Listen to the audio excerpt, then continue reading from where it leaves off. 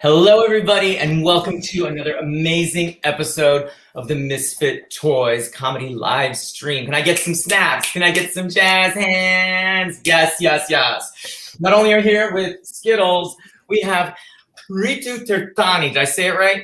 Wow, Iggy, I'm impressed. Yes. And Ashley Gutermuth. Hey!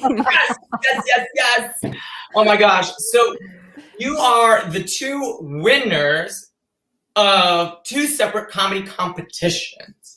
Now, will you tell us the name of the competition and just a little bit about what it was like to win and the journey that got you to the crown? Ritu, start for us. Okay. Yes. It was National Virtual Comedy League. Okay. And I signed up just because I saw this on Facebook, and I was like, oh my God, I would get to meet a lot of good people here. Let me sign up. And Benji was the organizer. He did an amazing job. There were great people on the contest. You were one of them, Iggy. I loved watching your set. We were in the finals. And it felt great to win, of course. I went for like a 2-mile hike after I won at 9 p.m. in Nashville. I'm crazy. I was like, wow, this thing I wrote got me some money. This is crazy. So it was great. I felt great, and I got to learn so much. Is it your first competition? No, I did Uncle Clyde's competition with flappers. Uh-huh. But yeah, it was kind of the first win, I would say. Yeah. I love it. Congratulations. Well deserved. Well deserved. Thank you. Appreciate it. I was in the U.S. comedy contest, the headliners category, and it was so much fun. Oh my goodness. That contest starts in October. It is a marathon, and they've done it for 17 years. The people that run it are so nice, just so wonderful and kind. And so I won in the finals last week, and there were so many people. Do you remember how many people were in that Zoom? There was 300 people, about 256. Yeah. It was like, what? Like there were so many people they had to mute because it was just, there was like a cacophony of people chatting. So it was just crazy. But it was awesome. It was such a lovely experience. Everybody was hilarious. I went into that with no anticipation of placing or anything. I just was like, oh, it'll be fun. I'll get to see my friends. And I did. Iggy was there. and it was awesome. I watched they do two separate categories on the night before they do the 2-year and under one, and I went and watched that too, and everybody was hilarious on that too. So I say enter that contest because it's awesome. They'll do it again next year. So both of you did you enter with the I'm gonna win it, or were you like, oh, it's gonna be? No, I didn't think I would win it. I'm not gonna lie. No. Why do you think you won? Why did I think I won? I don't know. It was relatable with a lot of people. There were a lot of Hispanic people in the crowd, and Americans. You're Hispanic, so that makes complete sense to me. Yeah, right. I don't know. I have jokes on Hispanic people and Americans and cultural differences. I still don't know why I won, but I'm happy. I spent the money already.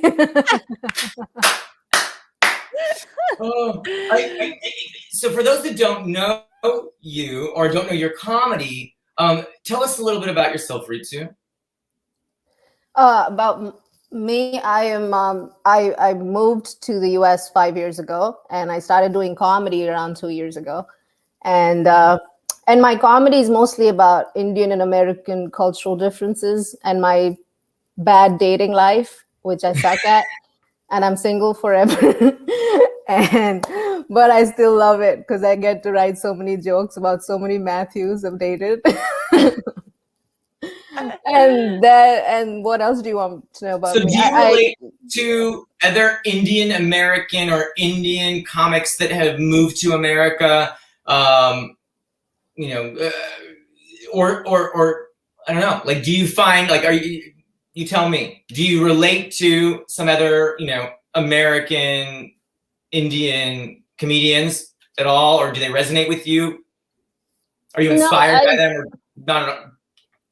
No, I'm inspired by a lot of American comics, I would say. Indian comics, it's a lot of Indian jokes that, and I did a show for my people and nobody laughed. So my jokes do not go good with Indian people. So I guess Americans are easy to like, they laugh easily. I don't know.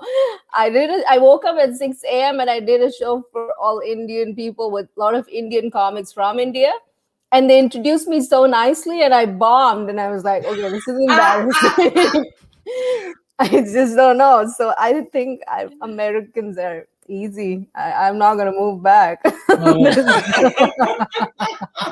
gosh. Ashley, same question. For those that don't know you or your comedy, how would you describe yourself and your comedy, your point of view? So my comedy mostly revolves around a couple different aspects in my life.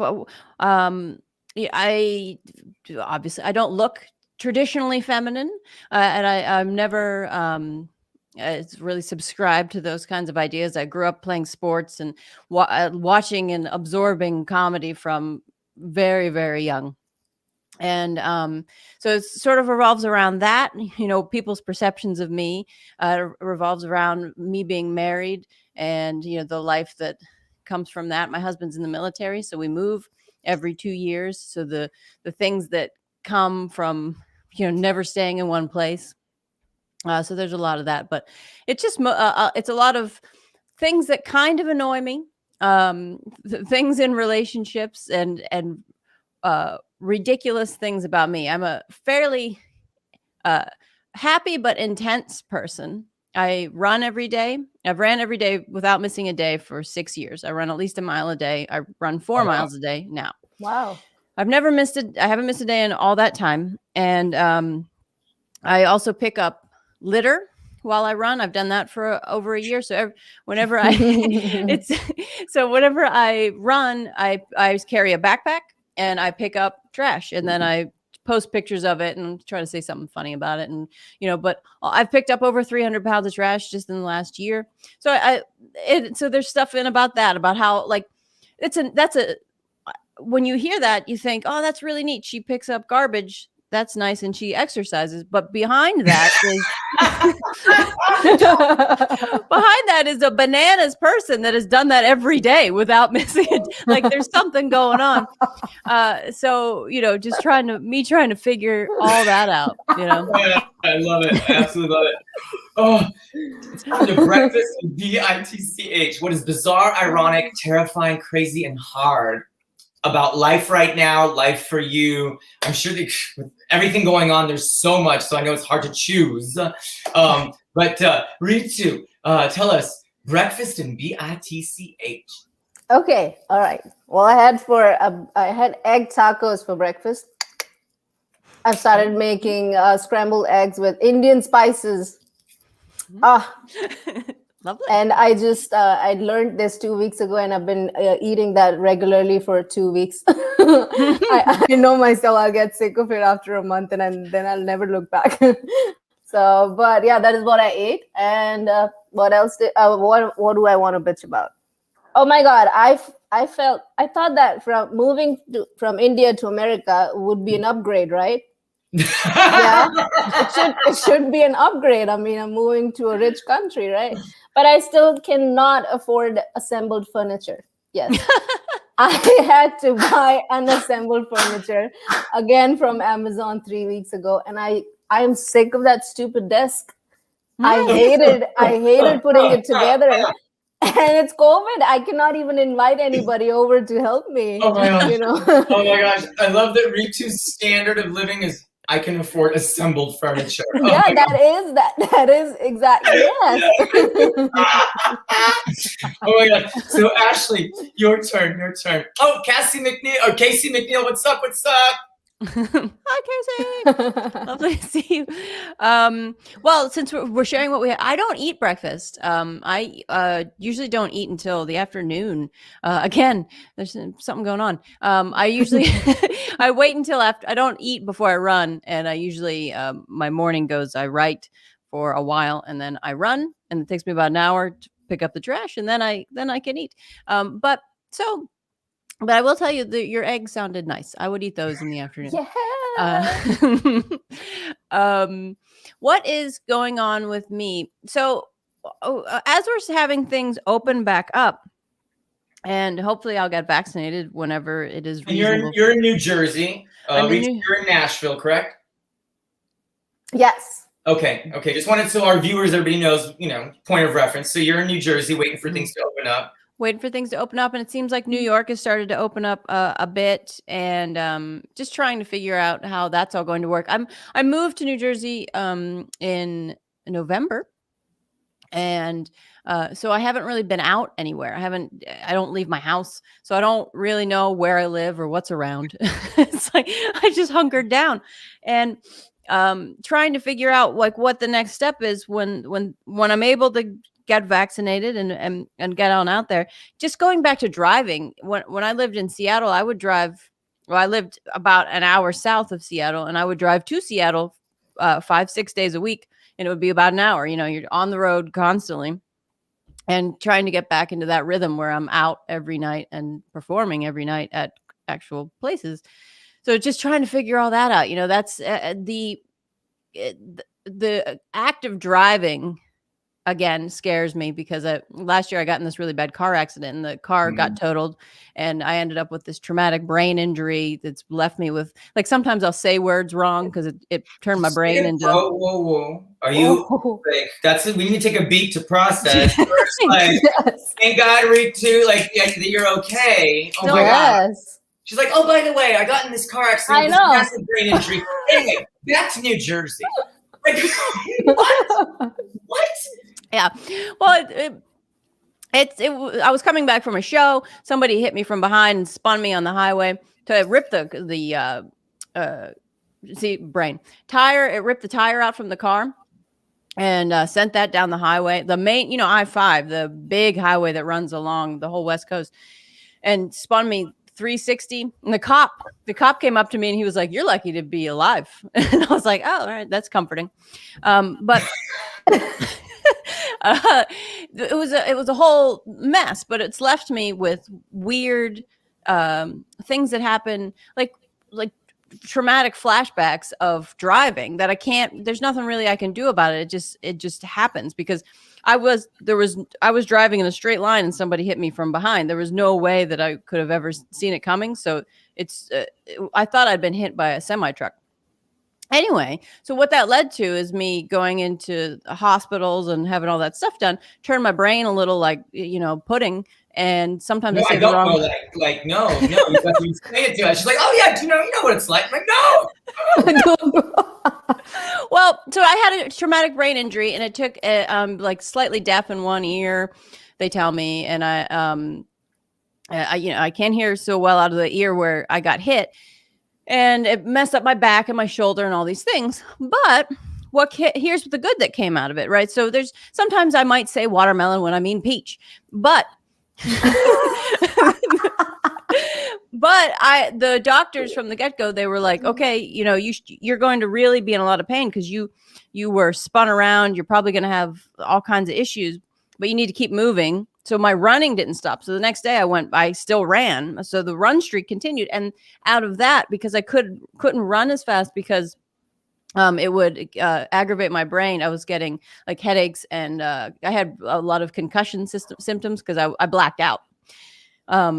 So because of that, I started picking up trash because I couldn't run as fast. So I thought, oh, what else can I do? So something good came out of something really terrible, but it's probably, there's symptoms of that I'm going to have to live with forever. But, so this is fun. Right. But I love that in all honesty, I genuinely preach and believe that the brightest gifts, the most brilliant gifts, are always wrapped in barbed wire. And looking back at all of the most traumatic experiences that I've had, were, in hindsight, some of the greatest gifts. And the fact that it has caused you to forcefully slow down and be more present and be more observant and really bring you into the moment, which is what so many people are trying to do, and you just do naturally in a way. I mean, yes, that is, of course, it's horrible, but to find that silver lining, to find that blessing of, oh, now I'm more present, and the way that you did it is now I'm leaving the world a better place is really amazing. It's really amazing. Yes. Well, you're very kind. What you're saying, what's terrifying? What's terrifying for me is going out and driving all the time. Again, getting back into that again, where it's you always like look behind to see if they're coming. Yeah, just like is that kind of like a thing? Like you have this like weird PTSD where you're like, well, I mean, I haven't driven in like a month anyway, because I don't go anywhere, but still, like, I can't really sit for that long because my shoulder, from the way that I was whipped around, I wasn't able to sit for that long. But there's really nothing you could do because the guy was going way over the speed limit, so I couldn't have seen him him coming. But that's the idea of getting back out there and being on the road is something I'm afraid to do. I'm going to do it anyway, and I'm just going to have to suck it up. But, I'm afraid to go back into that again, to the daily. All right, I'm going out at night when people have been drinking or when something's been happening, Uber, and do that too. Uber. Ritu, have you been through any traumatic experience looking back at the moment you thought, oh my gosh, how horrible is this? But now you're actually grateful, or you found a silver lining. Is there anything like that you've gone through where you were like, oh, this is, other than moving to America? No, I loved how Ashley described a life-threatening situation. Like, it just happened, brain injury. And I was like, girl, oh my God. So yeah, no, I haven't been through any of that thing, And I'm impressed how beautifully you described it and what you learned from it. So kudos to you. And I don't know. I think divorce is the biggest thing in my life right now. It's not. I think it's not. But it's not a big thing. But in India, coming from a culture where marriage is everything, it's hard to explain people that you're divorced, or like your marriage failure is like you're failed. Like my parents, they still cannot. They still are like, I would tell them I won a competition or got another show, and my mom is like, but you should have worked hard on that marriage, So she's always like backtrack. I'm like, you gotta move on, It's okay. Everything, you love somebody and it's over, move on and see beauty. I mean, I don't know. I learned a lot about myself. Was your husband Indian? Did you move to America because of the divorce? No, with him. I moved with him for his job. Oh. And it was so you left everything. Yeah. Yes, it was his dream. America was his dream. I didn't want to leave India. I loved being comfortable. I loved being around my family of 1,000 people, always like together eating dinner. And it was. Tell us a little bit about life in India before you came to America, because I know myself, like my first Indian experience was with Milu Karp, who I took as my homecoming date in high school. And I walked into her house and there were all these deities, and I had never seen anything like that before. And I wore this just for you, a little Ganesh. And so I remember, and she was like going around and explaining, we went to the Olive Garden, and at the Olive Garden, she was like, explain to me, this is who Ganesh is. And over there was, Kali. And I had never seen, I didn't know anything about Indian culture. I was So tell us a little bit about what it's like. What is life in India, and which part of India? Because India is a big country. Yes, I'm from Indore. It's like a small little town in India. Conservative people. Marriage is the goal, and that is it. We don't I'm the only one in my family who got a master's degree and got a job. And my parents were like, why are you getting a job? Just get married. So they were never like happy. The only happiness they have ever seen is like when I was with my husband, they were like, yay, our daughter is married.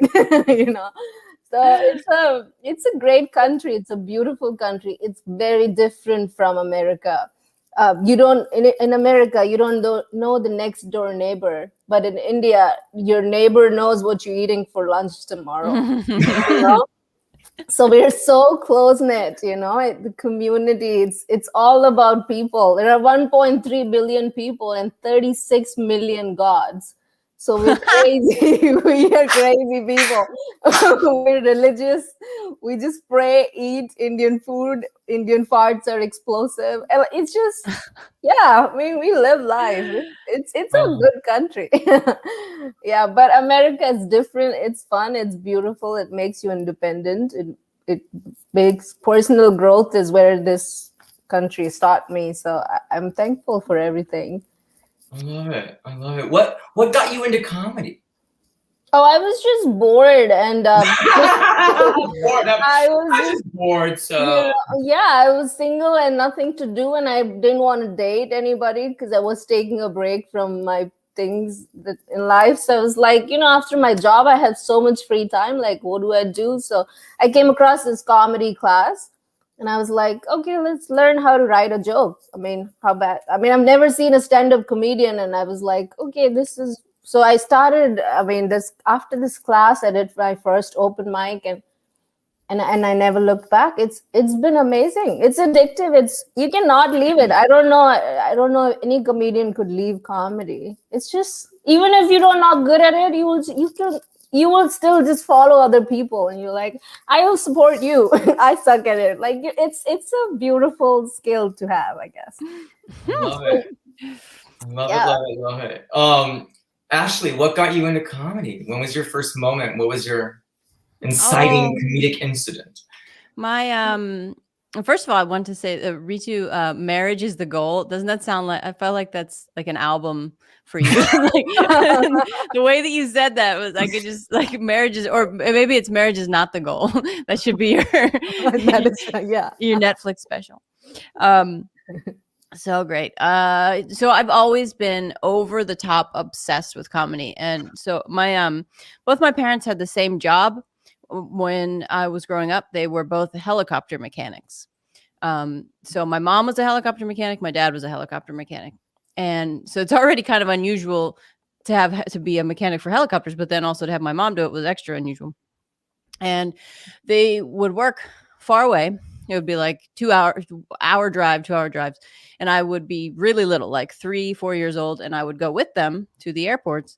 And I would listen to Monty Python, and they would have George Carlin cassettes. And we had a lot of British comedy. I grew up with constant British comedy and famous movies like Mel Brooks movies and all kinds of stuff like that. So my whole life forever has always revolved around mass consumption of comedy. I hate drama, anything serious. I can't take it. I can't. Sometimes my husband will put on like action movies, and he does it when he knows I'm busy, because he's like, you're not interested in this. I'm like, I'm not. There's nothing funny about it. To me, it's like, if there's nothing funny about it, what's the point? Why do I want to pay to be sad? I don't. That's true. I don't. Some people like it. I don't like it. But I don't have a real good ways of expressing emotions anyway. So when I'm watching a movie, I get so sucked into it, and I don't like the ways that it makes me feel, like like actually feel, not like any particular emotion, but just feeling in general. I'm like, all right, back off, Marvel.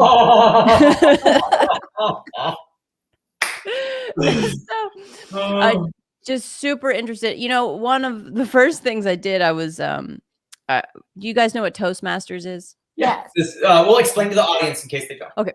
So Toastmasters is a speech giving class that is usually reserved for business professionals that are afraid to get up in front of people, and they want to be able to excel in the business world by learning how to give speeches. And when I was 17, you're supposed to be 18 to join, but my mom was in it, and I used to go with her. And so I was 17, and then I would get up and I would they would let me give little impromptu, riffs, basically. And I love Eddie Izzard. Oh, yes. Absolutely. Yes. Have seen Eddie several times. Love her. So used to got up in front of these like 40, 50-year-old, bankers. And I'd be like, Eddie impersonations, like, oh, Darth Vader. And they loved it. They sent me to a competition, and that was super fun. They loved it. like 3 times. For 3 times they loved it. And then they were like, Ashley, we need you to follow the book. And I was like, no. Not going to happen. So I stopped doing that. But I've always been obsessed with voiceover work. I've been to, have you ever been, there's a funny thing. So I trained to do voiceovers. I haven't done that many, but I have a demo and things like that. But one of the reasons why I don't do that many is because I typically live on military bases, which are very noisy.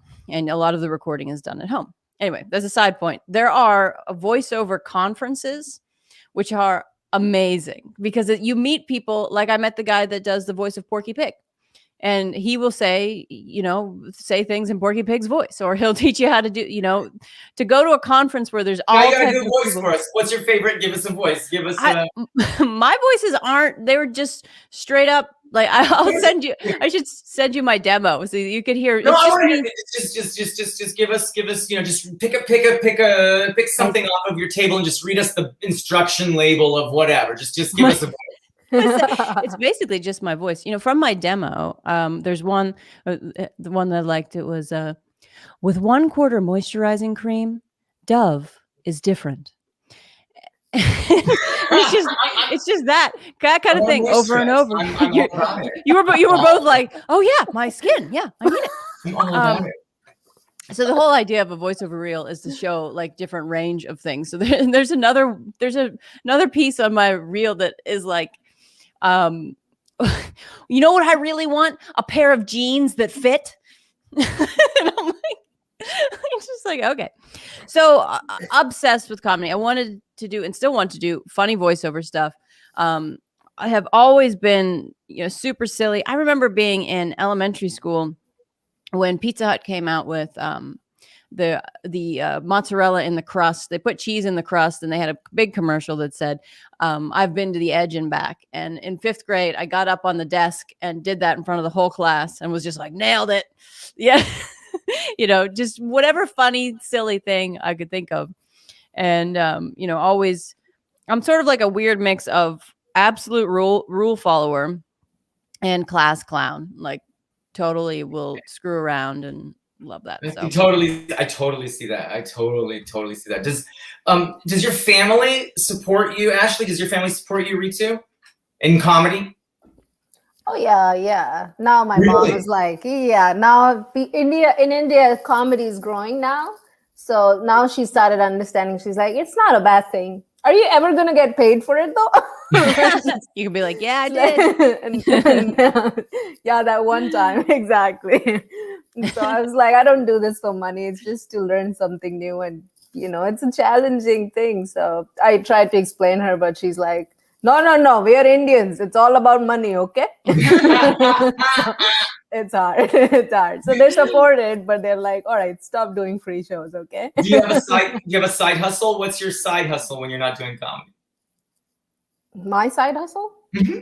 That is, comedy is my side hustle. I have a real full-time job. So what's your main hustle? If comedy's your side main hustle, okay. I do hospitality sales. I do hotel sales in Nashville. Yeah, that's nice. My real job. Is that your real job? Like what? Now this is an interesting. I want to take this and let's unpack this. Mm-hmm. What constitutes as real job? So for you, define what real job is, and then we're going to give Ashley the question too. What does a real job mean to you, Ritu? A real job is something that'll pay my bills. Okay, so it pays your bills. Would you? Yeah. Would you like comedy to be the job that pays your bills, or are you happy? Yes. No, I enjoy writing. Actually, I enjoy writing more than performing. So I want to be a comedy writer if possible, but I have to work on language a lot. English is so hard. So, but I'm up for it. Yeah, comedy should be something that will pay my bills. I would love that. Once it pays the bills, then it becomes real. That's what you...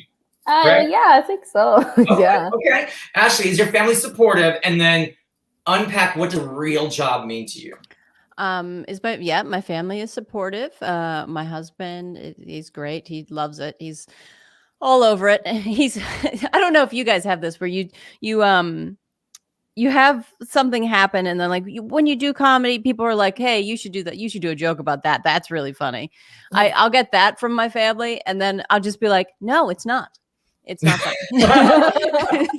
What you said. And a lot of times people just think like what's shocking is funny, and you're like, that's not what I'm doing. So like my dad will do that all the time. He'll be like, Ashley, you need to do a bit about this, and I'm like, no, I don't. Nope. There's nothing in that. I said, you can do it. So yeah, they are supportive. And then what is a real job? It's funny when you say the words real job, doesn't it sound miserable? Yeah, like, it just sounds awful. So to me, a real job is something you hate, and the other job is the fun thing. That's what I meant. That's what I meant. Exactly. And Ritu, if you're interested in any like other writing stuff, or like maybe like late night writing things, if I ever see anything, I'll send it your way, and you can apply, because I think you'd be awesome. You don't have to worry about any, like you would do an awesome job. Now you don't worry about studying. If you want opportunities, tell me, and then if I see them, I will send them your way. Hey, it's not about the language. It's not about the language. They have tons of people in the writing room, in the office, that will add the preposition or add the extra S or whatever apostrophe is missing. It's your ideas, and what really resonated with me about your comedy is your authenticity and your truth. And there are so many people in this world that are so fake, that are trying to, and this was me when I first started doing comedy. And which I'm so almost, I don't want to say it, but I'm a little jealous of you, because you learned, which what I wish I did from the beginning, is to write for myself, to write from my truth, not to write what other people might think is funny. You don't write when you talk about what you don't write about what you think everyone will think is funny. You write what you think is funny and what makes you laugh. And that's why that's why I voted for you. That's why I was so drawn to you, is because you were just so authentically you, and you were just writing and having fun yourself. Do you agree? I agree. Yes, I enjoy my sets. I laugh in my own set more than people laugh. Yes. Yeah. What's your writing process, by the way? What's your how do you write? What's your process? I would love to hear your process. Ashley or Ritu, whoever wants to. What's your process? How do you write? How do you come up with your ideas, your jokes? What do you? Well, go ahead, Ritu.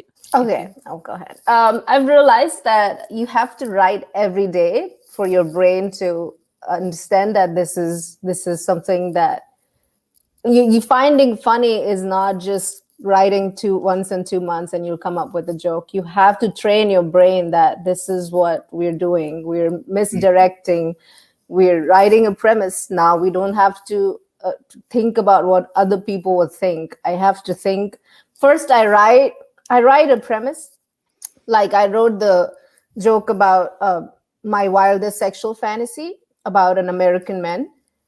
And then I wrote what people would write, people would think. And then I thought that something that I've noticed while my wildest sexual fantasy about American men is the one who does not have student loan debt. Because, I came up with that. Yeah, I've dated all of these people who have student loans. So I was like, what is my wildest fantasy? To date somebody who does not have loan. It's not possible in America. It's so hard to find anybody with no debt. Yeah. And then I just added a word, sexual fantasy, just to trick other people that she's going to say something sexual, but I'm not going to. So which came first, the sexual or the debt? Debt came first, and I was like, wildest fantasy does not, go. Wildest sexual fantasies. When you're thinking that she's going to talk about big dick or something that she is drawn to as an Indian woman, but I would say something that you didn't think, and that's when laughter comes. So I love this, and I want to make sure that everybody who's listening understands. What you started with was your truth. I'm looking for someone without debt. Yes. And then you thought, and then it goes, because most people will start with the sex and and then try to find the truth that way. And I love that you write that way. So yes. Ashley, tell us about your process. Well, there's a couple different things I do. One is obviously like everybody else, as soon as an idea comes into your head, you have to write it down. You cannot wait 3 seconds. You have to write it down. Because of the accident, or is that you in general? Me, and even before the accident, I knew that if you don't write it down, you will forget it. And you write it down, not just like one word, you write down like a whole sentence so that you have the whole idea of what's going on. So I put that in my phone. I don't use notes. I actually send myself emails with the same heading so that I can just, if I ever need topics, I just go type in that subject and then they're all there. But the other thing I do is I get up every day and I write for 2 to 3 hours. Wow. And Whoa. Repeat that again. So if anyone who's listening, you write for 2 to 3 hours a day. Yeah. So some of it's not all brand new stuff. What, it is a restructuring. It is, I actually always start with brand new stuff. I use the same type of notebook. I'll show you. It looks like this because I like this notebook. It's not too big and it's not too small. And I go through those and I start with something new every day. And if there's something that if I'm just like, oh, I can't think of anything, I have an app on my phone that tells me what holiday it is. So then, whatever national holiday it is, I'll write like a late night style monologue joke about it. And then it goes in there. The important thing though, is to read what you did the day before. Read what you did the day before. And then that flows you into the next thing. So I do that. So it's sort of half new stuff and half restructuring of old stuff and trying to piece it all together and then sharpen and make it better so that, because you'll tell a joke for like a year and then I don't know where you'll be like, oh, I had this moment. I had this joke about how my aunt had kept a turkey in her refrigerator for 20 years. Uh-huh. And originally I said, thank God she died around Thanksgiving. And it was, I would get mixed reviews on that. And then I just remember waking up in the middle of the night once and I was like, oh no, the turkey is still alive. So I said, my aunt kept a turkey in her refrigerator for 20 years. I didn't even know turkeys could live that long. So then I can say the Thanksgiving thing. And it's just crazy how, you can think that something is completely done and it's never completely done. So I will do that. And then I usually try to do, in the afternoons, I try to work with other people. Like I'll jump on Zoom with a friend and be like, oh, what are you working on? What do you think about this? Because the biggest issue is to trust your instincts. If you think something's funny, it's going to be funny. It's just a matter of, have you given the audience enough information to put the puzzle together? And once you know that, and you know that you can make anything funny, it becomes so much more free. You can just throw stuff out there. And also the more, like, I would perform as much as possible. Just like with running streaks, I had performing streaks. So it was something like 67 mics or shows in 40 something days. Wow. So I was doing, at least one a night, sometimes up to 4. And then I would get really sick because, everybody's touching the same mic. There's a lot of germs. And then that would take me out for 3 days. And I would have to, I didn't want to get anybody else sick. Then I would start back up again. But it's the same thing. If you are performing twice in one night, the first one goes bad. The second, you're like, okay, well, I got to go to another one, and it's just an easy, just keep going, keep plowing through. What are your goals? Where would you like this to go? So Ritu, you said you want to write. Mm-hmm. So you would love to write for either late night or a show or move into more writing. I'm realizing that I'm not able to repeat jokes. It's just, if I have a new joke with the set that I'm doing on a show, I'll be super excited. But if I don't have a new joke, I'm like, I don't want to do this, So I'm enjoying writing jokes more than I don't know. So yeah, writing would be something that I have to look into what all is available and stuff. Yeah, but that's the goal, to get better at this and then get into writing. Probably. Yeah. What I love about comedy is that a lot of people don't know, but and I ask this of people, it's like, does Beyonce write all her own songs? Does she produce her own music? Does she choreograph all her own dancing?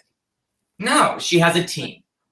And every great comedian also has a team of fellow comedians around them, their comedy tribe or their funny family, whatever you want to call it. And we what I love about comedy is we get to choose that family, and we write together and we bounce ideas off each other, and it is this kind of communal voice. And I love the fact that I love to write for. I have a lot of female comedians that I write for, and I love to write jokes for them. I can't say them. I don't have the parts, and I don't have the certain colors. I can't say what, but I love to write for that voice, and I love to make, but I'm not the one to deliver that to the world. But I still love to write, from that perspective. But Ashley, where would you love to go? Like, what are your milestones career-wise? Yeah, I want everything. What does everything mean to Ashley? Everything. So I want to be a headliner. I want to go on the road, and one of my the cool thing, the thing that I've always had in the back of my mind is to have an Edinburgh Fringe show, and to go to the Melbourne Comedy Festival, and to do these international comedy festivals that I really want to do, because I love British comedy so much, and that's such a big part of British comedy, where they go to Scotland for 30 days and they do their hour every night. And when you listen to podcasts that has those comedians on during that month, you just, in the beginning, they're just like, yeah, this is great, and then they're like, oh my god, I have drank too much, I am dying. So I want to do that at least once, hopefully more than that. So spend all of August in Scotland doing that. And there's some shows that I don't know if I'll ever get the chance to do them, but I really like panel shows. I like UK-based panel shows. There's a show called Taskmaster in the UK, and it is amazing. It is so hilarious. The people that run it are so funny, and they take comedians, and then they put them up against challenges against each other to try to figure out what seem like impossible puzzles. And then they watch the comedians just slowly just die. One of the challenges was paint a picture of a horse while you're on a horse. It's just too much bouncing, so there's just a lot of silly stuff like that. I love silly things. I love growing up. I loved Weird Al. I know song lyrics. I only know the Weird Al lyrics. I don't know the actual lyrics. So lots of popular songs, that's where I knew them from, because I obsessively listened to Weird Al. And I love his attitude, where it's just like he's not being a jerk to anybody. He's not, eat it. Anything. It. It's just like fun, light stuff. And I really like to be silly and do stuff like that. So that's where I'm trying. I also like late night writing. I would love to write on a late night show at some point. I've I've sent some packets, and it's time for a new female late night. Yeah, and just launch that. Why, we're at the day and age where it's like, okay, it's time for us to start our own late night and have the boys write for the women. And I think it's time. I think it's time. Speaking of women, strong women, time for the monologues. Strong women in your life, mother, grandmother, auntie. What were some of the greatest lessons that the strong women in your life have taught you that you would, or wish you did, wish that you could have told your younger self, or that you still, live by today? Ritu. I look up to my mom. She gives me a hard time a lot, but I love her. I think she's cool. Like, she's been housewife since she got married, but she still had a side hustle. She would go and get stuff from small shops and then go and sell it to the bigger shops and make some money in the middle. Nobody told her to do that, but I was always with her on the scooter. And I was like, why are you doing it? Drug Like, dealer. You can say drug dealer. drug dealer, kind of. Yeah, Indian drug dealer. Exactly. You know, she bought a Jeeps. Oh my God. Yeah, so she would do this all the time, and then she's like, just never, like, find something you enjoy doing. Don't do it for money. She tells me this, but now she complains about how I never get paid for anything. But that is what she taught me. And then she also taught me to respect people. Like, we in India, we even if you're a middle class person, you still have a cook at home, or somebody who sweeps and mops your house and stuff. You have those people. I mean, labor is cheap in India. So, she taught me to always look at, the cook used to come at my place, and she would tell me to always see her how fast she does her work and how professional she is, and then make sure you thank her for how good the food was. Like, she told me to learn from everybody, learn from a bigger person, but learn from every kind of job you do. Any job is not good or bad. You're doing it professionally, that matters. So she taught me some good things, and I don't know I would change anything. No, that's very profound already. Is do what you love and respect the process. And I think that's so, just respect the process. And what comes to mind when you said that are the Buddhist sand paintings, where they spend so much time making this beautiful work of art. Yes. Just countless hours, and then it's all about the process, not the final product. It's all about finding that joy in the journey, that joy in the process, and respecting the work. And I think that's very profound, and I love that. I love that so much. You put it better in a better way than me. So, but that is what I was trying to say. Perfectly. Ashley, what life lessons from strong women in your life? Buddhist sand art's amazing. I know. Whoa. Oh, this, like, what the, okay. All right. Well, that's my evening, because that's what I'm going to be looking at. That's amazing. Like I said, my mom was a helicopter mechanic, so she very mechanical, right? But she love how you're just so casual about it. She's like, my mom, yeah, she fixed choppers. She fixed helicopters. So I grew up with that. My parents got, I don't know, my mom was like 20 when they got married. My dad was like 27, something like that. And he was a helicopter mechanic in the Army, and then got out of the Army, and then they got together. And then my mom always said she wanted to be a doctor, but then my dad convinced her to be a mechanic, which seems like a bad career move, like money-wise, you'd think. But hey, it's the same thing, except one is fixing robots and the other one's fixing human bots. Maybe, I don't know. It's weird, but it's funny because they worked at the same places, so they would work in the same hangar, and sometimes my dad would have like a job that was more of a manager job. He did fix them, and then he went to a manager job. And then my mom went to become lead mechanic. So she was in charge of all of these guys that were fixing helicopters. And, there's a lot to that. There's a lot of taking engines out and screwing around. And I don't think she particularly liked mechanical stuff, but she definitely hung in there with all the guys. I never thought that women could do anything differently. And in fact, it annoyed me. Like, when I was growing up, I wanted to play ice hockey and I wanted to play football, and I would play football with the boys, but I couldn't do it on the actual team because they wouldn't let girls on, and it drove me nuts because I was better than a lot of them.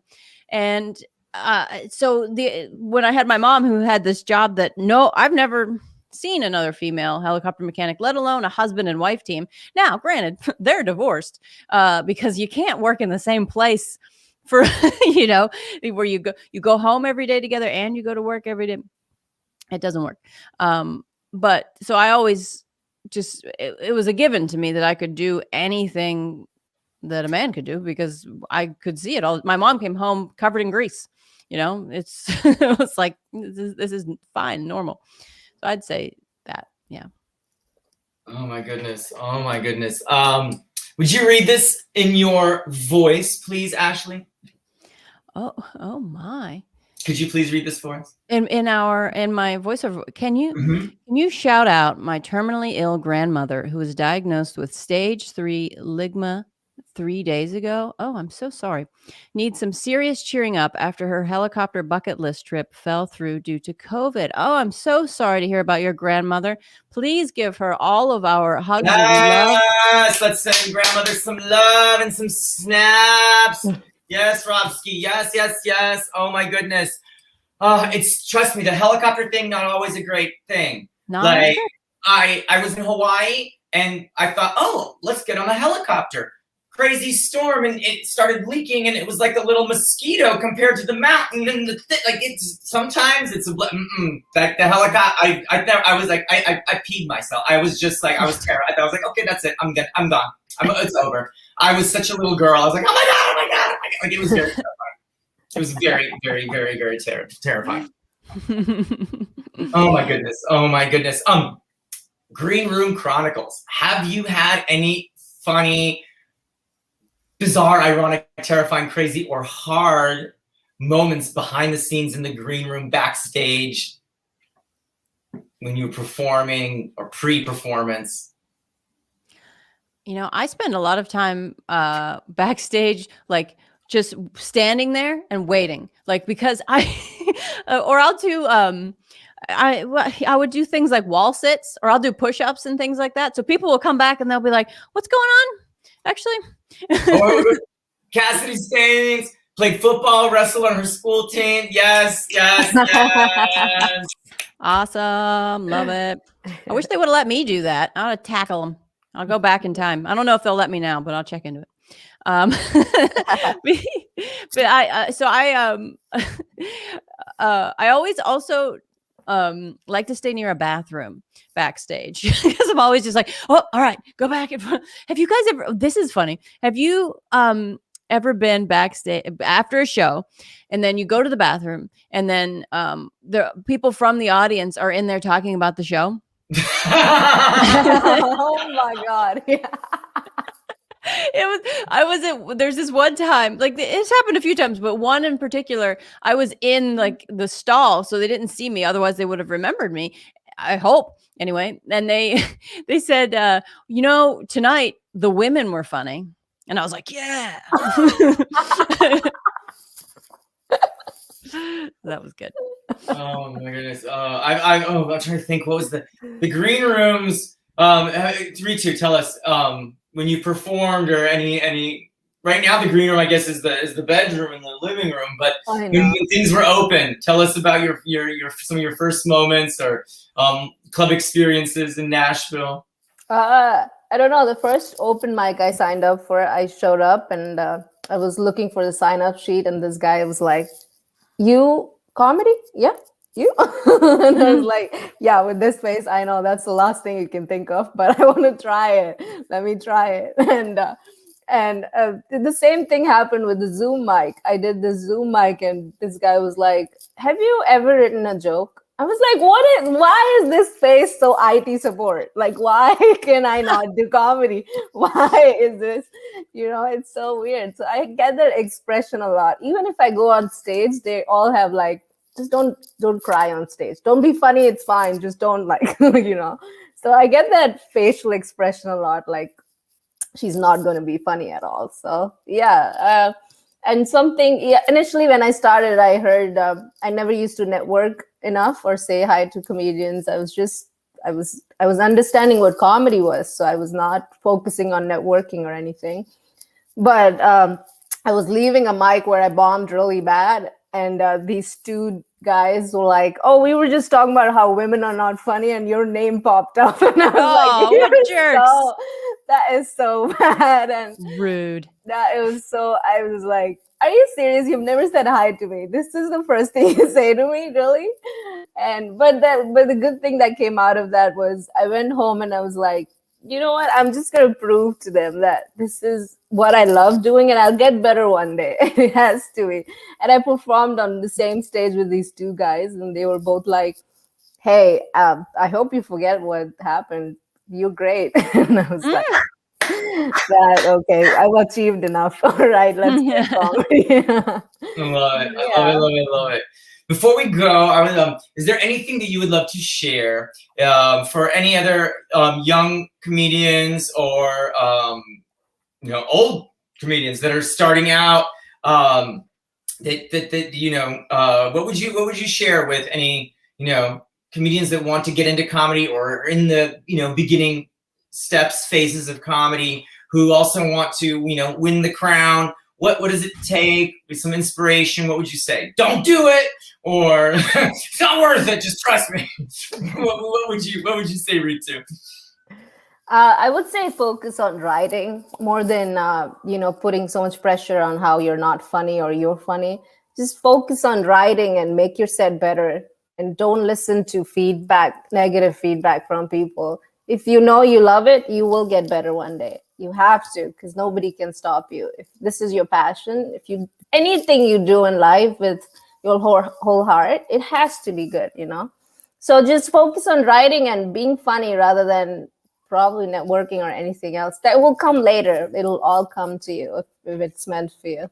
I love it. I love it. Ashley. Yeah, it's, similar. Work as hard as you can, within a reasonable, still have a life, obviously, but a lot of people have talent and they quit. There's a lot of really, really talented people that we'll see all the time, right? And then they'll disappear and they stop for whatever reason. So you want to just keep whatever you have to do to keep improving even a little bit. Just if it's one joke a day, you can do that. Write one joke a day and watch how much you improve, because hardly anybody works that hard. Even hardly anybody writes they might write a premise a day, but a full joke, do it and you will be so much farther ahead. At the end of the week, you have 3-4 minutes, depending on how long they are. So I say do something every day and you will be better than most people. Do we have any shows coming up? What's going on this weekend?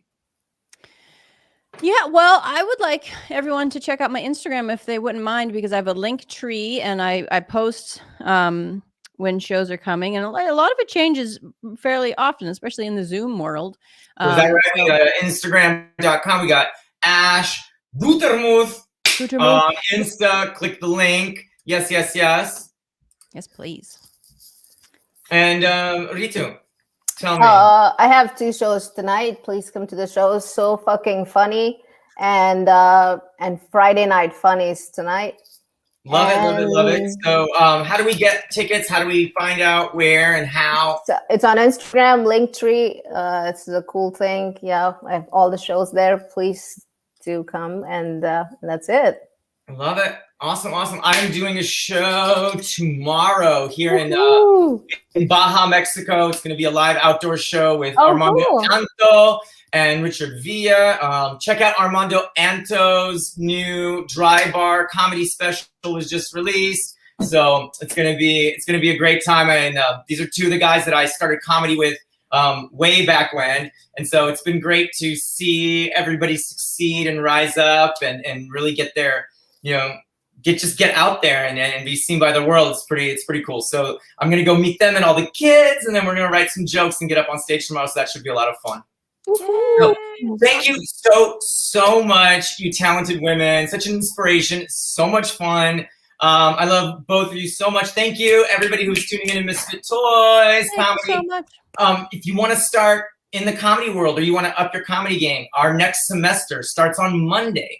So you just go to Misfit Toys Comedy on Insta, Misfit Toys Comedy at Gmail to email us, or Misfit Toys Comedy on Facebook, and we'll send you the curriculum and how to sign up. So have a wonderful weekend. We love you. Ciao. Love you. Thank you. Thank you.